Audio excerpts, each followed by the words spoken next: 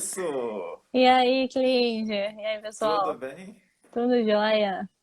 Ah, de onde você fala? De ambientes cariocas ou de São Sebastião da Vargem Alegre?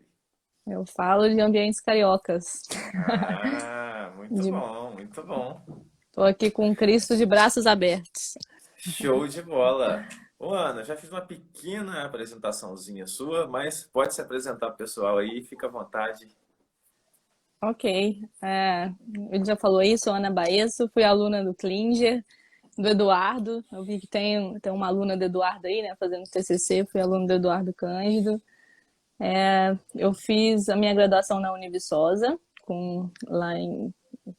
formei em 2014, em 2018, entrei no mestrado na PUC-Rio, então sou mestre pela PUC-Rio em geotecnia e agora estou no doutorado, tenho 1 ano e meio já no doutorado e estou aí também na PUC-Rio nessa caminhada aí, né? Longa, caminhada do doutorado é longa.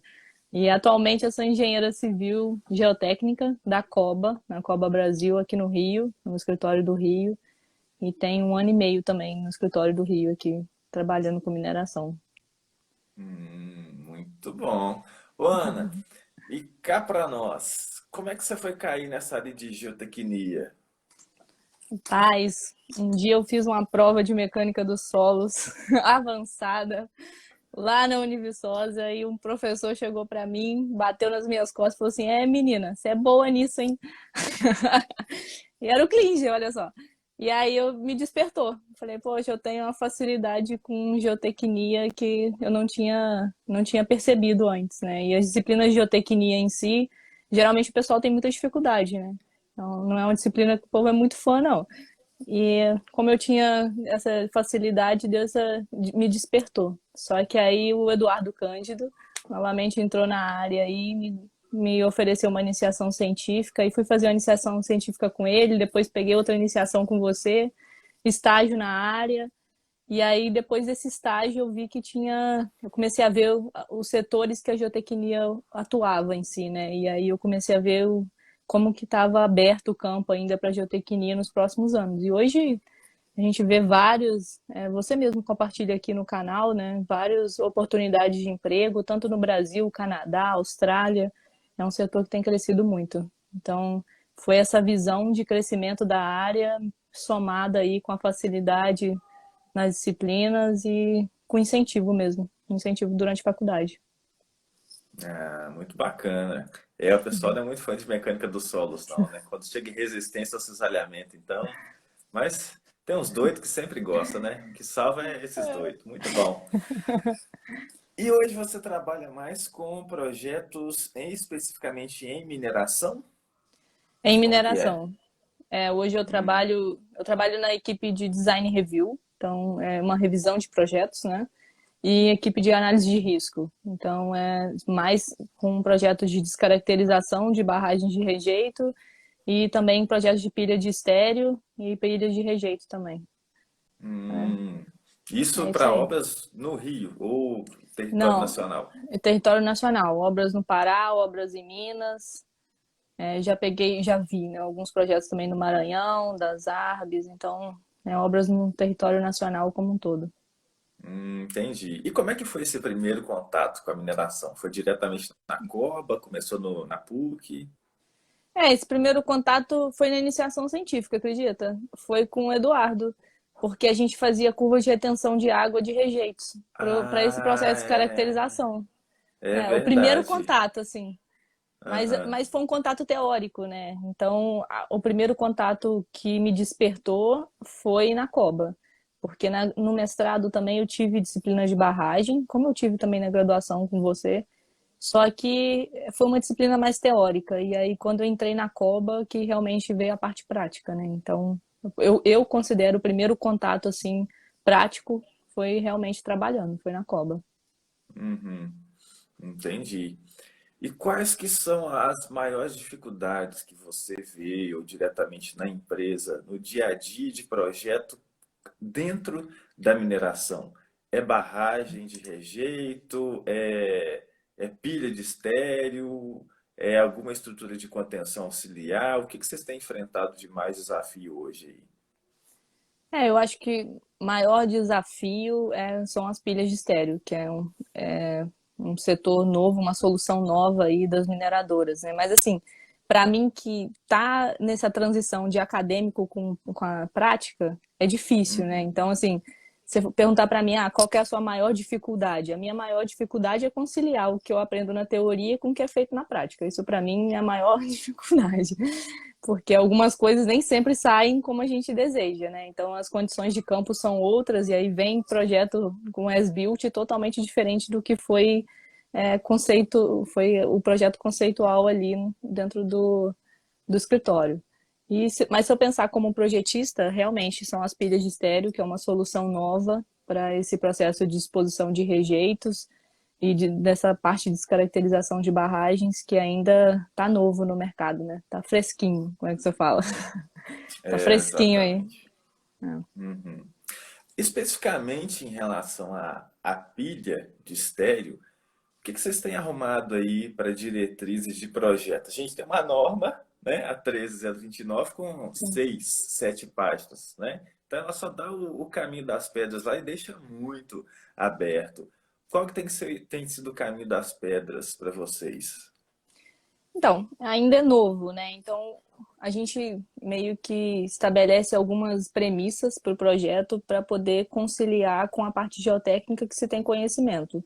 Por ser uma solução aí que foi encontrada pelas mineradoras para essa parte de disposição de rejeitos, e de estéreo também, né? Querendo sair um pouco da parte de barragens, é uma área que está todo mundo atuando. Então, a gente falou, vamos entrar num consenso geralzão aqui e vamos estabelecer alguma coisa. Então, assim, é ficar atento com o dimensionamento de drenagem interna, essa transição de materiais, drenagem superficial, poxa, onde tem tal VEG, aonde tem, quais são as bacias de contribuição, o comportamento dos materiais, né? Se está com os rejeitos com comportamento dilatante, sempre garante isso, olhar a linha do estado crítico. Poxa, como é que tá? Se eu quero trabalhar no ramo da compactação seco, úmido, porque se o rejeito lá em campo não tiver saturado, tiver na umidade ótima. Então, eu vou trabalhar em qual ramo da curva de compactação. Então, assim, estabelecer algumas premissas, né? Tratamento de fundação, poxa, eu não vou colocar uma pilha de estéreo, para quem está aqui na live não tem noção de dimensão do projeto, né? De 400 metros de altura, 300 metros de altura. É um prédio de mais de 100 andares que a gente projeta, né? Então, assim, é um prédio de 100 andares, com uma tecnologia nova, que ainda não está muito consolidada academicamente, por ser uma coisa nova. Então, tem alguns artigos saindo ainda. Então, assim, e acho que o primordial são aterros experimentais, que tem dado muito certo, na verdade. Então, assim, Uhum. aterros experimentais para poder ver como que é o comportamento do material na prática, né? E aí os resultados dos aterros experimentais dão diretrizes para o que vai ser usado em projeto. E o correto monitoramento também, colocação de instrumentação correta, automatização da instrumentação, acho que é importante. Ver os níveis de tensões dos materiais, porque às vezes eu estou com um material que eu quero um rejeito que ele tenha comportamento dilatante, mas dependendo do nível de tensão ele já tem um comportamento contrátil. Então, assim, estudar toda a parte teórica mesmo que a gente tem disponível e colocar isso em prática, entendeu? Mas basicamente é Entendi. isso. Já começaram a falar bem da Ana por aqui, ó. Pessoal, pode mandar dúvidas aí para Ana, que já trabalha aí na área, É, mineração, também está lá com o pezinho dentro da PUC lá, com orientação do Eurípides. Você está com Vargas? não vou no Aí, Largo ó. Vargas, não. Professor Vargas. O Vargas foi orientador do Eduardo Marques, que foi meu orientador. Eu também É isso consegui ser aí. um pouquinho de orientador da Ana. E aí a gente vai passando isso aí para frente, ó. É Muito isso aí. bom. Podem ficar à vontade, mandem suas dúvidas aí. Se o assunto for mineração, barragens, pilhas de estéreo, que é uma interrogação que a gente está cada vez mais apagando, e isso vem dando certo. Ainda, Ana, nesse contexto de mineração, a gente teve uma nova resolução aí em fevereiro, né? A Sim. NM 95, para falar sobre segurança de barragens. A gente tem algumas diretrizes nacionais, né, e estaduais, aqui no caso de Minas, com a FEAM, que começou lá em 2004, 2006. O Eduardo Marques até participou lá de algumas reuniões com eles para definir algumas diretrizes de auditoria de barragens. Depois, mais ou menos 10 anos depois disso, eu trabalhei um pouco nessa parte de auditoria para barragens de empresa de açúcar e álcool, Triângulo Mineiro, Norte de Minas, e aí a gente via que ainda era muito aberto. Por exemplo, o que que era uma inspeção de barragem, né, para esses pequenos empreendimentos? Era uma coisa visual. E depois, com esses alguns rompimentos que a gente teve aí, principalmente aqui em Minas Gerais, a coisa foi ficando mais fiscalizável e nesse início de ano vem a NM 95. Vocês têm trabalhado aí com segurança de barragens e a pergunta é: essa resolução deixou a coisa, deixou essa fiscalização, essas auditorias mais organizadas? Eu estou com ela aqui em cima da mesa, é um compilado bem melhor do que uma norma de 6, 7 páginas. As diretrizes são bem mais diretas, até em relação à estabilidade de taludes, novas diretrizes de fator de segurança. Como que vocês têm trabalhado com ela aí? Ela veio justamente para agregar ou ainda tem muita coisa obscura? O que que vocês É, acham? o Cleide, primeiro dá um salve aqui pro pessoal. Tem galera da UERJ. Ó, tô trazendo o povo aqui, Cleide. Tem Muito galera da bom. UERJ, Carolyn. Tem a galera da PUC. Tô vendo aí Renata, que trabalha na Vale. Matheus trabalha comigo também, agora é PUC. Já tem uma galera aí, viu? Estão até mandando as Show de perguntas bola. aí que enfim, mas como você bem falou, né? Eu acho que todo acidente na geotecnia traz alguns aprendizados, e a NM95 é isso, né? Ela é um grande aprendizado, um grande avanço para a geotecnia, apesar de ter sido criada depois dos acidentes que a gente teve aí. Mas, assim, a NM95 nada mais é do que um compilado de todas as resoluções anteriores e acrescentado de algumas novas resoluções. E aí, em fevereiro desse ano, a gente teve algumas atualizações aí que tiveram alguns ganhos. Mas, e deram uma ajeitada na casa, digamos assim, né? Mas ainda eu acho que tem um caminho a ser percorrido, com certeza. Tem um caminho a ser percorrido aí, mas ela trouxe grandes ganhos, né?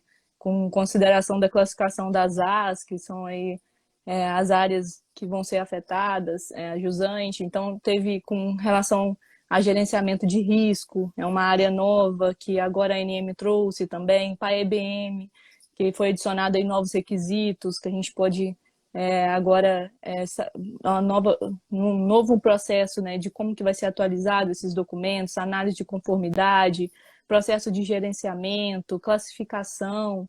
Então, assim, teve alguns ganhos, vários ganhos, na verdade, e deu uma arrumada na casa, mas eu acho que ainda tem um caminho a ser percorrido. O bom da NM95 é que deixou mais eficaz, na prática, algumas regulamentações. Eu acho que isso é bem importante, né? A gente tem visto isso. Bacana. Ó, o Matheus está perguntando aí, ó, qual é a sensação de lidar com estruturas em nível 3, nível de segurança 3? Cara, o Matheus é o meu colega de trabalho e ele tá em duas nível 3 e eu tô em uma. Já tá craque. O Matheus, ele pode responder melhor do que eu, mas lidar com... A gente lidou com uma barragem em nível 3 aí, que realmente é dormir de noite meio apertado, assim, né? Acho que você falava isso quando você fez sua primeira monitoramento de barragem, né? A nível 3 foi exatamente isso. A galera sendo desocupada jusante, com risco de rompimento. É assim, é diferente, né? Trabalhar com um equipamento não tripulado é um novo conceito aí que eu ainda não tinha tido acesso. E foi um aprendizado. O Leonardo Chiotoni, engenheiro hidráulico aí também, falando que o Matheus é o rei do nível 3 realmente. Tá tudo, tá com o pé em tudo. O Matheus tá com o pé na cova. Mas é isso.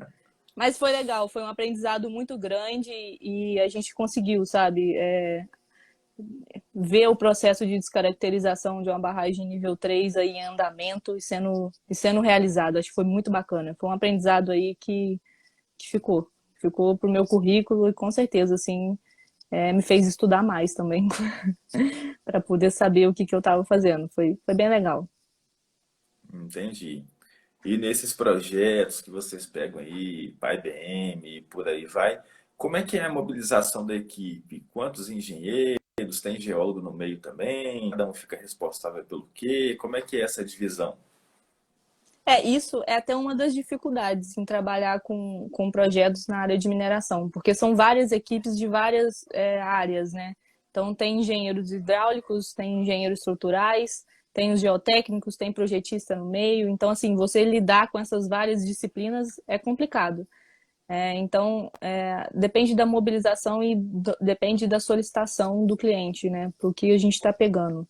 Mas geralmente tem aí dois engenheiros hidráulicos envolvidos, engenheiro estrutural, geólogo, os vários geotécnicos. Aí geotécnico realmente é o que está à frente do projeto, assim, a grande parte, né?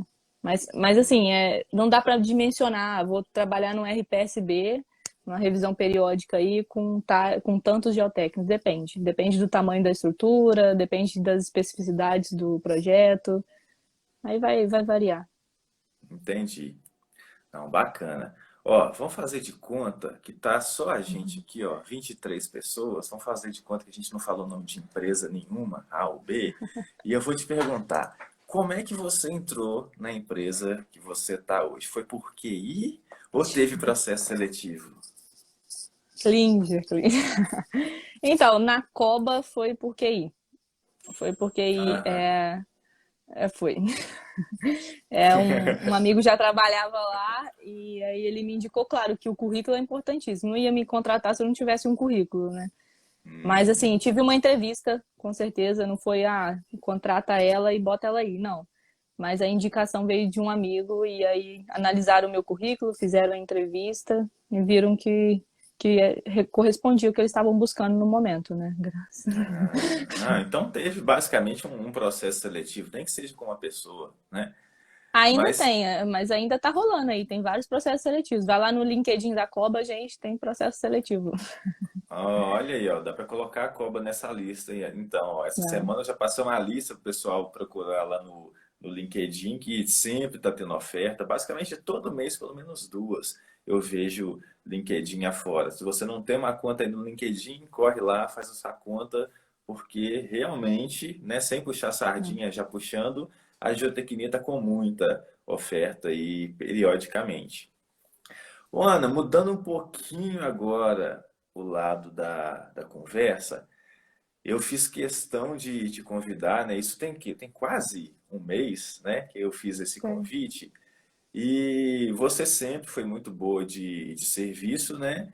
E deixa eu só aproveitar essa pergunta da Fabiana aqui, ó. Muito boa, ó. Quais foram as suas maiores dificuldades quando você ainda era estagiária em geotecnia? Não vale falar passar em mecânica dos solos. Foi fazer café para Letícia Minetti. Eu não sabia fazer café, não, sacanagem. É, eu acho que a maior dificuldade foi ir para campo. Acho que foi a minha maior dificuldade, assim, porque eu não tinha vivência de campo. Eu tinha um ano já de estágio em laboratório. E aí, quando eu cheguei no estágio mesmo de empresa, eu acho que a maior dificuldade foi ir para campo e ter que começar a lidar com um profissional em campo. Acho que isso daí, para mim, foi difícil, sabe? Ter que vivenciar o dia a dia da obra. Foi complicado.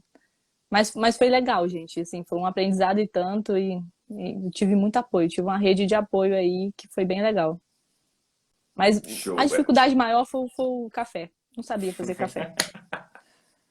Essa pergunta da Fabiana foi muito pertinente, porque ela vai casar com a próxima pergunta aqui, ó. Como engenheira, né, entre Hum. parênteses, mulher na engenharia, não em relação ao seu ambiente de trabalho, né, que o pessoal já puxou a sardinha até falar chega aí, parece que muita gente faz café para você hoje, mas desde o início, quando você começou a pisar no campo, começou a trabalhar com mineração, seja em escritório, seja lá no campo, sujando a botina, qual que é a sensação em relação a preconceito? Existe ainda? Já aconteceu algum caso com você ou você já acompanhou algum preconceito aí no campo por, às vezes, um técnico ter que dá uma satisfação ser subordinado de uma engenheira? Olha, Clígia, quando eu era estagiária, já eu tive essa dificuldade, exatamente o que eu estava falando aqui, essa dificuldade por ser mulher, né?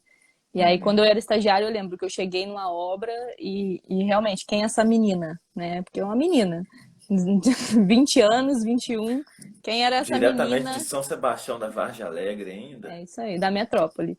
Diretamente da metrópole. E aí eu tive essa dificuldade, mas eu acho que tudo é como você lida com a situação, entendeu? Então, assim, quando eu era estagiária, eu tive como lidar com a situação de uma maneira legal, entendeu? Então, comecei a pegar amizade e tal.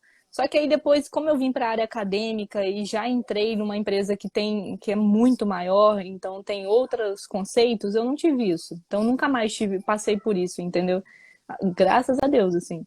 Mas porque o trabalho no escritório também é diferente do trabalho em campo. Então eu entendo as Uhum. meninas que estão em campo que devem viver uma realidade diferente do que eu vivo hoje. Hoje, na minha empresa, um exemplo, os cargos de maiores patentes lá são ocupados por mulheres. Então, tem mulher na diretoria, tem coordenadoras de projeto, tem EOR, que são engenheiros responsáveis por estruturas em campo. Então, assim, onde eu trabalho hoje, eu não tive esse problema. Na graduação, na pós-graduação também, o ambiente acadêmico ele tende a ter mais mulheres do que o ambiente profissional, né? Então, eu Uhum. não tive esse problema. Mas quando eu era estagiária, sim. Quando eu era estagiária, eu senti. Uhum. Eu acredito que isso está mudando, viu? Essa nova geração que está vindo aí, não, acho que não vai ter muito problema com isso, não, porque não só a geotecnia, a engenharia civil como um todo já tem uma proporção de mulheres meio igualitária ali, né? Você é professor, você vê dentro da sala de aula. No meu mestrado era praticamente meio-meio também, né? Meio geotécnico, a sala de aula ali era meio-meio. Então, eu acho que as próximas gerações não vão sentir isso. Eu já não estou sentindo mais, eu vejo as engenheiras mais antigas de empresa, né, são bem, já ocupam todos os espaços da empresa. Então, assim, eu acho que daqui para frente só tende a igualar mesmo. Uhum. O corpo técnico da Coba hoje é mais de mulheres? Ou ainda não? Cara, se eu te falar que eu não tenho dimensão do corpo técnico todo da Copa, porque Uhum. como eu entrei na pandemia, entrei início de 2021, né? Então, assim, como eu entrei no início, agora a gente trabalha em regime híbrido. Então, eu não conheço todo mundo da Ah, Coba. E ainda tem os uhum. escritórios em BH, em Fortaleza. Então, mas o que eu convivo hoje na minha equipe é meio-meio. É meio-meio. Uhum. O Vitor Entendi. tá até falando aí, o Vitor é um amigo meu do mestrado, trabalha na Valme. Tá falando aí que a TO, sendo mulher, deve ser ainda mais difícil. Acho que com certeza. Eu tava pensando nisso também.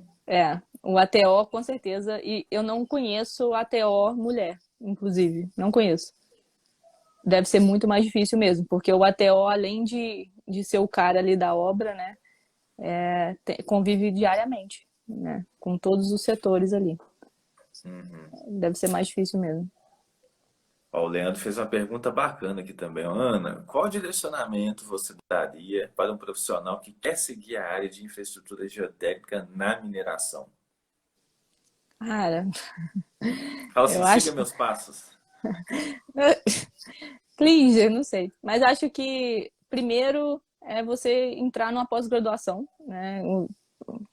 Ter uma pós-graduação bem consolidada nessa área. Eu fiz meu mestrado na área de mecânica das rochas, né? Então eu tive dificuldade quando eu entrei no setor de mineração por lidar com barragem de rejeito, por exemplo. Então, assim, se você já tem essa ideia de ir para o setor minerário, já direcione o seu mestrado, a sua pós-graduação, seja só uma pós mesmo, o mestrado, doutorado nessa área. E foca em cursos, assim. Tá o Clinge aí com estabilidade de taludes, é um ótimo curso, porque, cara, você vai usar demais. Software, então, foca em análise de estabilidade, análise de tensão, deformação, porque é o que você vai usar, é o que você vai ser geotécnico, entendeu? Então, assim, é muito importante você ter o conhecimento teórico e ter essa prática, essa vivência do software. Não existe engenheiro hoje sem saber mexer em software, infelizmente, e sem programar também, né? Que é uma área aí pouco falada. Eu, E eu sabia. Eu sabia que ela ia puxar essa sardinha para programação, porque falando em PUC-Rio e não colocar programação na geotecnia, isso não é a É, cara do Vargas, né? É qualquer não. outra coisa menos o Vargas. Não Cara, eu tem fiz o jeito. meu mestrado e eu falei com Vargas, Vargas, eu quero ir para laboratório, eu não sou menino da programação. E aí eu me vi no meio do mestrado programando, estabelecendo a melhor geometria para corpo de prova, aprendendo a mexer em dois programas de programação ao mesmo tempo. Então, assim, cara, não tem como. Geotécnico tem que saber programar. Entendeu? Isso daí não é nem o futuro, já é a realidade da geotecnia. Não tem como você não saber programar. Isso daí é a realidade. É isso. Foca nisso daí também, que é saber aí todas as linguagens aí. Muito bom, muito bom. Essa aqui eu vou até anotar, rapaz, que é até importante. Já anota aí, MATLAB, É, anota tudo MATLAB aí. é sensação, né? É. Bom, ok. Isso eu tenho feito muita análise de estabilidade diariamente. Olha, eu tô igual a Fabiana, viu? Umas 120 por dia. Mas muita análise de estabilidade. É, análise drenada, não drenada, análise pseudoestática, cara, variação de superfície freática crítica, normal, tudo que você imaginar. Variação de inclinação dos taludes, é tudo assim, para poder estabelecer mesmo a segurança das estruturas que a gente está dimensionando, né? Então, análise de estabilidade é o foco da mineração hoje, não tem como. Você tem que fazer análise de estabilidade para tudo. Entendi. Critério de Mohr-Coulomb é coisa do passado ou ainda é carro-chefe nas análises Ih, suas? gente, vamos entrar nos critérios aqui, Clíndia? Não, Olha, basicamente, os materiais que vocês usam, coesão, atrito, ou a gente já parte para outra vertente quando o assunto é rejeito? cara, o Morcumbi, ele tá no coração do geotécnico. Não faça isso com o Morcumbi. Ele é atual. É atual. Infelizmente, tem algumas coisas que o Morcumbi salva, sabe? Mas assim, é o critério de Morcumbi, e aí a gente usa também muita interpretação com aquele critério de Dukan, já viu? Para Uhum. achar resistência não drenada, a gente usa bastante também quando não tem ensaio CPTU. Então, assim, tem alguns critérios aí que não tem jeito, não vai sair. Então, o Morcumbi tá on. Com certeza, com certeza. Não, não tenho dúvida. Ô, Ana, questão de aquisição de dados, parâmetros para fazer análise. O que que vocês têm visto aí? Os clientes de vocês ou a própria empresa consegue investir pesado em ensaio, mandar ensaio para laboratório ou a gente ainda está em campo de muita estimativa, com sondagem, com SPT? Qual que é o contexto da empresa com vocês hoje? Então, como a gente trabalha com clientes maiores, né, a campanha de investigação ela é muito bem consolidada. Então, assim, ela avança de acordo com o avanço das etapas de projeto, né? Um projeto conceitual, executivo, básico, executivo. Mas, dependendo do projeto, isso ainda é um tabu. Então, assim, depende também, eu acho que depende muito do tempo, sabe? Quando eles vêm com, olha, faça milagre em 2 semanas. E aí não tem campanha de investigação que saia, entendeu? Mas quando é um projeto, por exemplo, de pilhas de estéreo, barragem, que ele está sendo, o conceito dele já está há algum tempo sendo trabalhado, as campanhas de investigação são bem consolidadas. Mas a gente ainda sente defasagem em algumas questões, assim, alguns ensaios, sabe? Então, depende do tamanho do projeto, depende do cliente também que chega, mas a qualidade, o Vitor tá falando da qualidade aí, e é realmente assim, a qualidade do ensaio. Eu pego muito ensaio que às vezes eu não consigo interpretar, entendeu? Então, não é só fazer o ensaio, também depende da qualidade. Então, é um tabu ainda. É um tabu, infelizmente. Depende do ATO em campo. Depende do ATO lá, como que ele está olhando o ensaio, como que ele está sendo realizado. Então, assim, para grandes projetos a gente tem uma campanha bem consolidada, para outros não. E tem muita correlação. Então, se eu estou pegando o material do ladinho aqui de 100 quilômetros, ele equivale para cá, entendeu? A fundação 100 quilômetros lá é a mesma daqui. Então, assim, algumas coisas acontecem. E aí, infelizmente, é a geotecnia na prática, né, Clíndia? É o conflito teoria com prática que a gente tinha falado mais cedo. Mas assim, depende muito. Depende do cliente e depende do tamanho do projeto e do tempo que eles te dão também. Entendi. E como é que vocês colocam essas incertezas dentro de uma análise de estabilidade? Cara, as análises de estabilidade, elas são realizadas com as incertezas, mas tudo é jogado dentro do relatório, né? Você se garante pelo relatório que você faz com as análises de estabilidade. Então, assim, a vivência prática do engenheiro, ela também é contada, né? Para poder realizar essas análises, para poder definir esses horizontes de fundação, para esses parâmetros. Então, assim, os parâmetros são definidos com um pouco que a gente tem, ou com muito, depende do projeto que você está analisando, e a fundação também, e aí você se respalda em relatório. Infelizmente, é o que há, e assim, entendeu? Então, Vitor tá ativo aí, ô, Clíndia, pode ler. Ou colocando parâmetros de resistência menores. Exatamente. O famoso fator cagaço, ele existe Uhum, e ele tá on, entendeu? A gente entendi. reduz.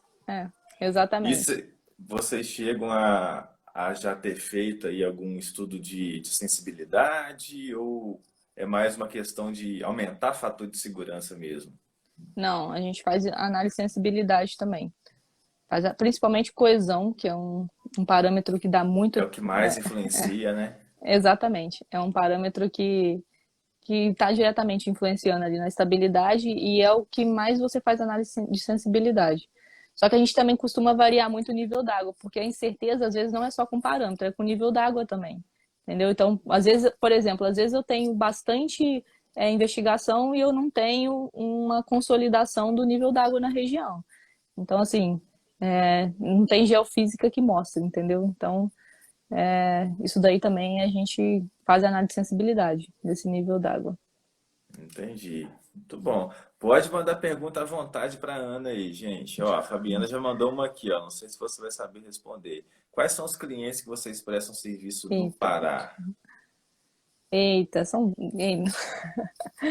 Então, lá na empresa tem alguns, né? Mas eu acho que a Vale é um dos principais clientes de qualquer empresa de geotécnica hoje, né? Vou falar um geral aí, sem querer citar outros nomes, mas ela é um dos principais clientes, com certeza. É um dos que movem o setor de mineração no Brasil hoje, né? Tem várias estruturas lá em andamento. Tem um projeto bem legal também da Vale lá no Pará, que é a primeira a primeira lavragem a seco de minério. Não sei se você está ciente, é muito bacana, gente. Pesquisem aí, tem aberto lá no site da Vale.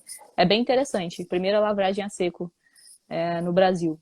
Dá uma olhada lá, bem legal. Show. Ó, a Fabiana falou aí, ó. MRN. A Muito MRN bom. também é uma cliente. Inclusive a Bacana. Patrícia que estava aqui, ela trabalhava na MRN, agora está lá na Coba. Tem uma galera Hum. aí, viu? Tá passeando A, aí nas é, empresas. a Coba tá passando o rodo geral, rapaz. Muito bom. Bom saber. Bom saber, porque a gente vira e mexe aqui, tem como fazer algumas indicações também. Eu não sei se a Letícia está por aqui ainda, mas eu consegui fazer umas boas indicações lá para Geopontual, que é onde a Ana fez estágio. Foi Ana Baesso, foi Rafaela depois, teve uma galerinha que foi lá. Geopontual é uma das empresas de geotecnia aqui da cidade, são bem conceituados, e aí estão sempre com portas abertas lá para estagiário. É. Muito bacana. Deixa eu ver mais o que. Eu tinha uma pergunta aqui para você, uma pergunta bem difícil. Ah, lembrei. Dicas. Vamos lá. O que você dá de dica para uma pessoa, um estudante, seja de engenharia, seja aí de geologia, né, nesse nosso contexto aí da geotecnia, que está começando ou melhor, ele está terminando a graduação, vamos falar assim, e ele está na dúvida se ele vai fazer um mestrado ou se ele faz uma especialização para já cair dentro de uma empresa. O que você daria de dica para essa turma? Então, acho que primeiro ele tem que saber o que ele pretende seguir, né? Se é uma carreira acadêmica ou não. Mas assim, quando eu entrei no mestrado, a minha ideia era seguir carreira acadêmica. E ainda eu tenho um sonho ainda dormido aqui. Mas acho que o mestrado, a gente tem muita ideia de que ele é acadêmico e que você tende a seguir uma carreira acadêmica. E quando eu entrei no mestrado, eu tive uma noção totalmente diferente, assim. A maioria da galera já trabalhava, o pessoal da Petrobras, o pessoal a próprio da Vale, de outras empresas. Então, assim, seja a especialização, se você quer seguir uma carreira acadêmica, o mestrado é o melhor, é o caminho, né? Não tem outro caminho que você deve seguir, é o mestrado. Mas se você está na dúvida, eu, Ana, recomendo o mestrado, porque ele vai te dar a experiência prática, a experiência prática não, mas ele vai te dar o caminho para a prática, vai te dar o network necessário com vários professores que já trabalham e fazem consultorias, acho que isso é importante, e vai te dar a base teórica, porque você precisa da base teórica, né? E é uma imersão mesmo, assim. O mestrado foi uma imersão na geotecnia que eu ainda não havia tido. Para mim foi a fase mais difícil da minha vida. Foram 2 anos que eu estudei muito, muito, muito, muito. Mas que eu saí com uma bagagem teórica que eu não tinha adquirido até então. Então, assim, se você ainda não trabalha, o mestrado eu acho que é o melhor caminho. Agora, se você é o cara que já trabalha, uma pós seria o ideal, né? Porque o mestrado ele requer uma dedicação maior aí, com certeza. É difícil fazer um mestrado e trabalhar. Entendo essa parte aí. Com certeza. Eu acho que a pós-graduação, ela vai te dar um viés prático, sim, né, de campo, e quem acaba tendo um pouco mais de facilidade com essa pós-graduação, que muitas vezes é um final de semana, né, por mês, dois, é justamente quem já trabalha porque consegue trazer já uma experiência do campo, da atuação, consegue direcionar melhor, até mesmo a pesquisa que quer fazer. Ô, professor, topa para ser meu orientador, estou com um problema aqui na empresa, a gente precisa resolver isso e acho que isso daria um estudo, daria um TCC de pós-graduação. O professor topa, isso é um trabalho excepcional. O que é um exemplo clássico disso é o FOP, que tem a pós-graduação deles lá, Lato Sensu, A a UFMG também. UFMG, o FMG também, né? A PUC nem se fala, a PUC tem especialização também, não tem? Ou não? E em geotecnia, eu não sei. Eu não sei, eu acho que não. Eu Uhum, acho que só tem a área acadêmica mesmo. entendi. Agora, a questão do mestrado, ela tende, né, a puxar para uma quase dedicação exclusiva. Isso vai depender muito de quem é o orientador, né? Tem orientador que te incentiva, não, vai lá, trabalha, pega experiência e vem tocando a sua pesquisa aqui em paralelo. E tem outros que vão querer justamente que você fique por conta lá, dê o sangue, porque isso pode comprometer a sua pesquisa. E é justamente essa questão dessa quase dedicação, né, maior, quase dedicação exclusiva, que acaba puxando muito. Tem gente que às vezes acha que mestrado está muito mais tranquilo do que a graduação, mas é aquele negócio, toma que o filho é seu, né? Você vai ter um ano aí para fazer pesquisa e você vai ter aí mais um ano para um ano anterior, né, para estudar, fazer as disciplinas lá, 3, 4 ou mais disciplinas, que comparado com um semestre de graduação é bem mais tranquilo, mas toma que o filho é seu, você se vira e isso te força a correr mais atrás, né, a forjar um estudo ali mais densificado dentro da geotecnia, que na graduação a gente não tem como. Às vezes você tem lá na graduação 2 disciplinas de geotecnia no máximo, para conciliar com estruturas, construção civil, saneamento, transportes e por aí vai. Então, o mestrado acaba sendo aquilo ali mesmo que eu quero, vou estudar, dentro daquilo ali e vamos lá, porque no próximo ano já tem que estar defendendo seminário de pesquisa e por aí vai, porque o doutorado está logo ali. E em relação a doutorado, você acha que hoje o seu doutorado já faz alguma diferença dentro daquilo que você trabalha lá na empresa ou não? O mestrado já daria conta? Doutorado fez, na verdade, né? Assim, no período de disciplinas, eu já passei por esse período, então, assim, no doutorado eu puxei disciplinas como dinâmica dos solos, que é uma disciplina mais avançada e que tem, se eu não me engano, no Brasil tem só na PUC do Rio e na UERJ, com o professor Pacheco, e na PUC com o Celso Romanel. Então, assim, você estudar essa parte de dinâmica dos solos, que é uma diretamente afetada aí pelas barragens, com essas análises pseudostáticas que a gente está estudando. Então, assim, algumas coisas do doutorado eu consegui melhorar no meu setor de trabalho. Só que o meu doutorado em si, eu trabalho com Vargas. O Vargas é especialista em mecânica das rochas, não vamos esquecer. Então, assim, hoje eu trabalho com o modelo constitutivo com a variação de grau de intemperismo. Lá vai ele pegar o livro do Vargas. Ó, quem não conhece ainda, ó, fica de indicação aí, ó.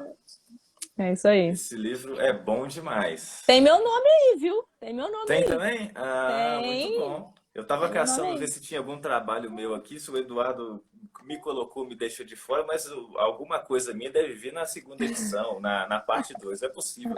Trabalhei uns 10 anos com estabilidade de luz com o cara não coloca meu nome em nenhuma página, pelo amor de Deus. Ele colocou meu nome. Tem CTC, foi minha dissertação de mestrado. É o meu ensaio É. que a gente desenvolveu no mestrado. Mas então, e aí o meu doutorado, ele é foco com modelagem constitutiva. Então, é propor um modelo constitutivo para variação do grau de intemperismo de quartzitos e granitos. Então, assim, é uma área um pouco mais distante de barragem de rejeito, né? Mas é uma área que eu gosto também. Então, o meu doutorado me agregou nessa parte das disciplinas, né? E vai agregar mais para frente, com certeza, quando eu começar a fazer análise de estabilidade em cima dessa modelagem aí. E só equilíbrio limite ou elementos finitos também? Tensão, deformação? Também, tensão, deformação. Também. Boa. E como é que foi essa introdução aí em elementos finitos? Vocês tiveram disciplinas na pós ou se vira dá seus pulos? Não, então, lá na pós tem, na PUC-Rio, tá, gente? Na PUC tem a análise numérica. Me corrigem aí, Vitor, que eu não me lembro agora do nome da disciplina. Mas tem análise numérica, que aí te dá um início do que você está mexendo, né? E eu fiz disciplina da professora Ana Cristina na UERJ. Eu puxei com ela. Então, eu fui para esse viés lá na UERJ durante a pandemia. E aí, a Ana Cristina, eu estudei elementos finitos com ela. É métodos numéricos o nome da disciplina, é isso aí. E aí a gente tem um geralzão, o Celso Romanel, ele é muito teórico, né? Então você tem um geralzão de tudo, e aí a parte prática mesmo, eu peguei com a Ana Cristina lá na UERJ. Foi isso. Entendi. E a título de curiosidade, eu vejo sempre o pessoal da PUC falar em PUC, UERJ, PUC. Parece que tem uma parceria muito bacana aí, tanto para fazer disciplinas em uma e em outra, quanto professores que estão nas duas. Como é que é isso aí? Para o nosso lado aqui não é tão fácil assim, não, é mais fechado. Não, é bem tranquilo, na verdade, assim. São professores muito amigos, né? Então você tem uma abertura muito tranquila com a Denise, eu já tentei aí pegar com a Denise, mas os horários não bateram. Então tem Denise, Ana Cristina na UERJ, que linkam algumas matérias com o Celso Romanel, com o Saião. Então tem essa abertura aí, né? E os professores vieram todos praticamente do mesmo lugar, né? Então tem algumas aberturas com fundão também, que tem a Ana Laura lá no fundão. Então a Patrícia até falando do fundão. Falei do fundão, Patrícia, o FRJ, para quem não conhece fundão. É, tô falando fundão aqui, a carioca louca. Mas é o FRJ, que tem aí a Ana Laura, a Patrícia é até orientado da Ana Laura. A Ana Laura, que é a esposa do Saião, então tem esse link aí com a PUC. Mas tem esse trânsito assim, os professores mandam, né, alunos para lá e é bem legal. Foi uma abertura bem legal, né? A Cristina me recebeu super bem, a mim, o Vitor, que está aí presente. A Caroline, que estava aqui agora há pouco, ela é da UERJ, fez disciplina na PUC com o Celso Romanel. Então, assim, tem alguns professores que são mais buscados por disciplinas como a do Celso, né? Que são disciplinas que não são oferecidas em outras instituições, são mais restritas. Então, tem essa abertura. O pessoal aí da UFV, da UFMG que está presente, se quiser tentar essa abertura aí, eles são bem receptivos para serem Não, alunos ouvintes ou fazerem parte ou fazerem disciplina também. não, essa informação é muito boa. Bom saber, porque para o nosso lado aqui não é tão fácil, não. Eu tentei disciplina na UFOP, na época do mestrado, e aí ouvi algumas línguas falando que existia uma certa rixa, mas de fato eu não consegui, não. Mas bom saber que nos ambientes cariocas isso acontece com mais facilidade. E é Não que a bom, porque rincha às não vezes esteja, viu? Não, não que não Aí, ó, tenha. né? Eu tô achando que isso é rixa é no dia do vôlei. Na hora de jogar o vôlei que tem essa rixa. Não, mas é Pra legal, quem, assim. para quem não sabe, tá, gente? A Ana também é jogadora de vôlei profissional. Então, Futevôlei, jovem. quem. Profissional não, Cris. Futevôlei, ó, futevôlei. Muito bom. Ana, o nosso querido geólogo viajante, que tem sempre viajado comigo pelas lives aqui, ó, tá perguntando qual o conselho para quem já está formado e quer migrar para a geotecnia? Excelente pergunta. O Eita. que que você acha? Cara, se você está formado e quer migrar para geotecnia, faça o curso do Clean. Ah, Me dá uma comissão depois, Clean. Não, pode mas deixar. eu acho que primeiro é fazer uma pós na área, né? Tem que fazer uma pós na área. Você começar a entrar nas disciplinas aí da geotecnia, fazer uma pós para poder se especializar, para chegar com um conhecimento mais aprofundado aí para a área. Mas é isso, faz uma pós na área, entra aí nesse mundo que está crescendo, pessoal. Está crescendo, tá geral chegando e tende a melhorar, viu? Se quiser ir para o Canadá e Austrália, essa é a hora. Estão Não, contratando demais. muito. Essa é a hora. Então, é só, eu acho que o melhor caminho assim é buscar uma pós, né? Tem aí a PUC Minas, com bastante pós na área, principalmente com barragem de rejeito, a UFMG também, a UFOP. É isso. Boa. Ó, o Vitor fez um comentário muito bacana aqui, ó. Acho que com a desvalorização das bolsas de pesquisa, muitos orientadores têm entendido o lado sobre trabalhar, né, e pesquisar, apesar de ser difícil conciliar. Exatamente, Vitor, muito boa colocação. Eu vejo, né, principalmente aqui na UFV, que é aquele negócio, faço o que eu faço. Porque, por exemplo, Eduardo, meu orientador, ex, né, orientador agora, ele sempre trabalhou, mesmo sendo lá dedicação exclusiva na UFV, então era tudo quanto é tipo de serviço prestado via a fundação, né, a FUNAB que nós temos aqui em Viçosa, então tudo legalizado. E ele, em momento algum, colocava empecilho. Ele simplesmente falava assim, começava uma reunião e falava, ó, até o final do semestre, até o final do ano tal, eu preciso de resultado. Você vai lá, resolve a sua vida, vai tocando a sua vida, mas eu preciso de resultado. Tem outros orientadores que não têm essa pegada de prestar serviço, ir para campo. Então, eles meio que deixam subentendido. Se você quiser que eu te oriente, vai ser nessa pegada. Eu quero dedicação exclusiva aqui para você fazer uma excelente pesquisa. Então, tem os dois lados, né? Mas eu também acredito que isso tem tido uma flexibilização por conta do mercado, né? De certa forma, e por conta das bolsas. O mercado tá bom, a gente não tem como negar, e as bolsas aí estão meio que estagnadas ou reduzindo drasticamente, né? Mas vamos lá, vamos ver o que que nos espera aí para frente. Você estava falando do corpo docente aí dessas universidades. Eu ainda, guardem isso, eu ainda vou chamar a Gescovitch para fazer uma live. Não sei se ela vai topar fazer pelo Instagram ou a gente vai fazer lá no YouTube, mas ainda vamos bater um bom papo, tomar um café aqui em live falando de estabilidade de taludes. Essa questão de trabalhar e estudar que o Vitor comentou aí, eu acho que chegou um momento que não tem como segurar, né? Assim, Aham. eu vejo pela PUC mesmo, todos os meus amigos que entraram no mestrado comigo estão trabalhando.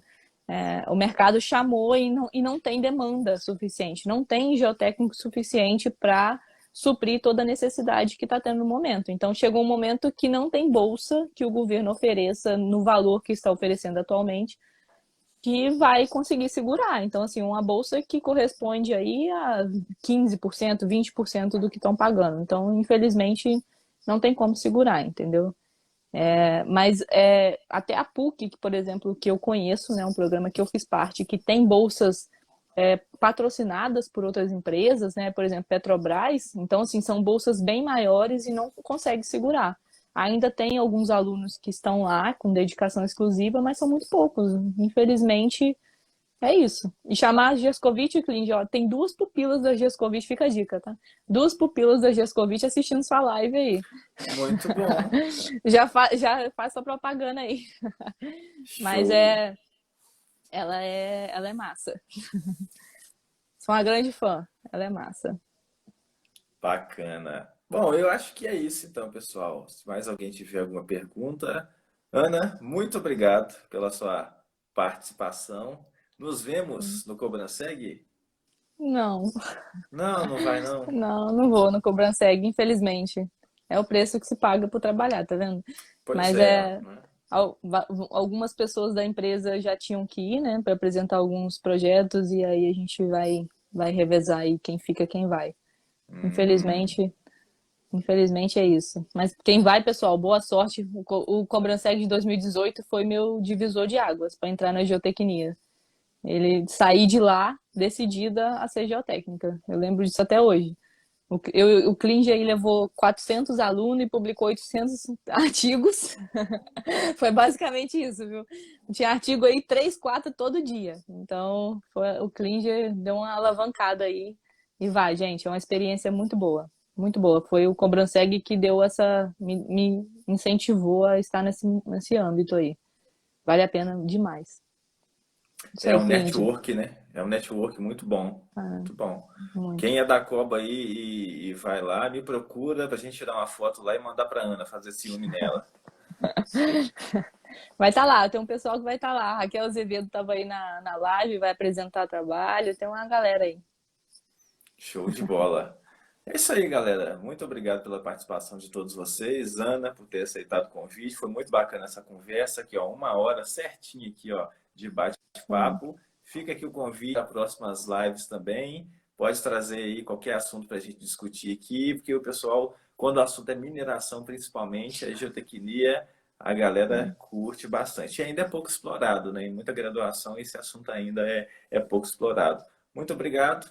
E se você que está por aqui ainda não se inscreveu na Semana da Estabilidade de Taludes, corre aqui no link da bio do Instagram, faz a sua inscrição, porque começa na segunda-feira, vai ser segunda, quarta e sexta. A gente vai discutir muita coisa bacana sobre Slide 2, GeoStudio e sobre como que dominar essas ferramentas computacionais pode te colocar lá dentro da geotecnia, em uma boa empresa. E aqui está o exemplo vivo, né? A Ana está aí, não me deixa mentir.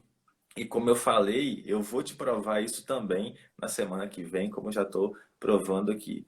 Muito obrigado a todos vocês, um abraço e até a próxima. Amanhã cedo, 9 horas da manhã, tem mais live e às 8 horas da noite a gente também continua. Abração para vocês, até mais. Tchau, tchau. Tchau, pessoal.